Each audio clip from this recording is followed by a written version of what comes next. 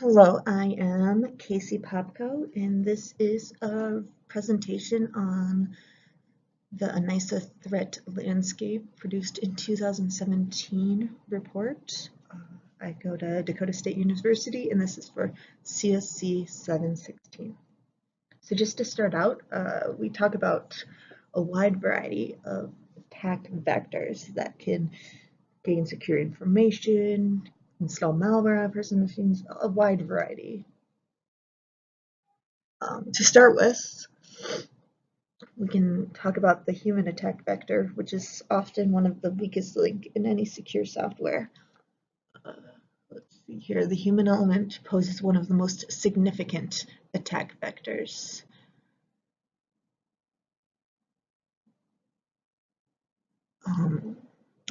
Especially in today's climate, people are posting more and more on social media, so there's more and more information out there. So the attackers can write a targeted email at a person or a group of people to get them to click on some sort of link and install malware or gain more secure information like passwords that that person did not want to give out.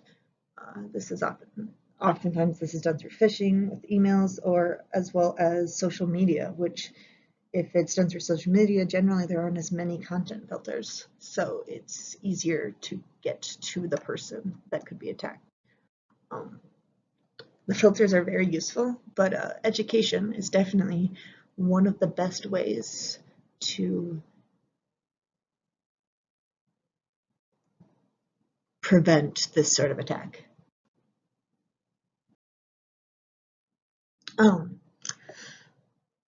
There's always web-based attacks.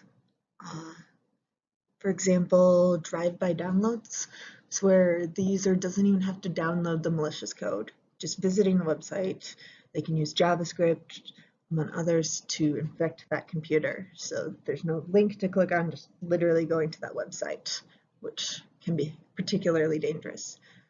Another web-based attack is waterhole attacks, where the attacker targets a specific attack used by a person or a group of people, aka their waterhole, a commonly used website, and infects that site with malware.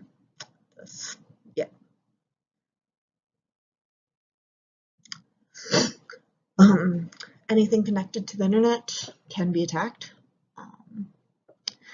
Threat agents systematically target internet-exposed services that are unprotected or ill-protected and use them as an attack vector to steal data, deliver malware, or perform ransom attacks. We have more and more devices that are connected to the internet that don't necessarily have security in them, which can make it easier to attack. So we aren't always thinking about how secure to be, and this can result in a number of different, data theft or malware. Most commonly, these are done via SQL injection, phishing, insider information, or just straight up physical loss. Ransomware is an attack that is particularly destructive. Basically, they hold your device hostage until you pay the amount that they have specified.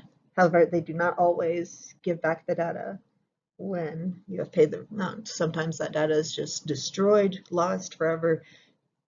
It just can be difficult.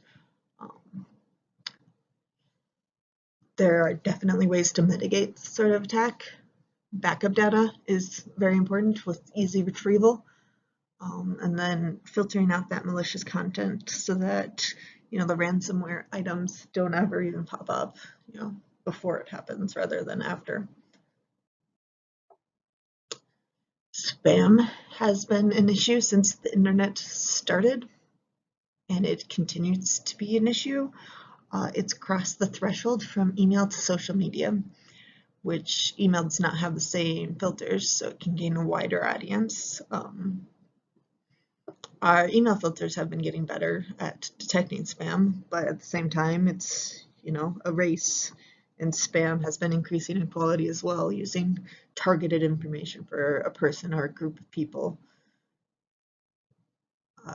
to get to that specific person.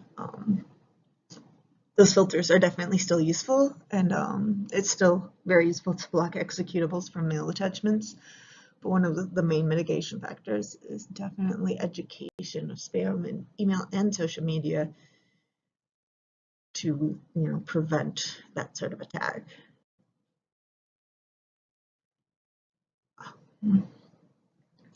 Let's see. A threat sometimes not thought about is just physical theft. We always are talking about the security from the software side of things. However, data still needs to be protected physically in whatever data center it's stored in. IT items aren't always physically secured with locks and whatnot, and that's important. It's also important to encrypt that data so that if it is physically stolen, then the data will not be, well, it would be lost, but no one would have access to it, the people that stole it. Insider threats is another one that is often underrepresented. This doesn't even necessarily have to be malicious, it can just be a lack of training. There's often users that have too much access and too many privileges so that they can access things that they do not need to, and that can result in an attack vector. And there's also increasing numbers of devices with access. And again, all these new devices do not necessarily have the best security available. So in conclusion, there is a wide breadth of attack vectors that can happen. The human attacks is still one of the main ways to get data or install malware. They can use phishing, they can go through social media, they can do social engineering. Education is going to be super important on that one. Several different ways to do web-based attacks that mostly install malware, but sometimes they'll find secure data. Ransomware can be particularly destructive as it holds your device hostage and can just destroy all of your data.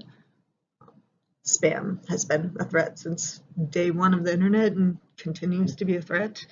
And again, almost all of these, it's useful to just keep educating people. There's ways that we can prevent, filters and go through that, but education is one of the main important goals.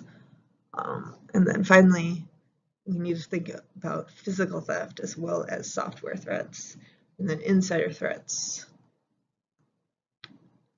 So in conclusion, there's just a wide amount of attack vectors that we need to consider as we're designing software and as we're educating the end users.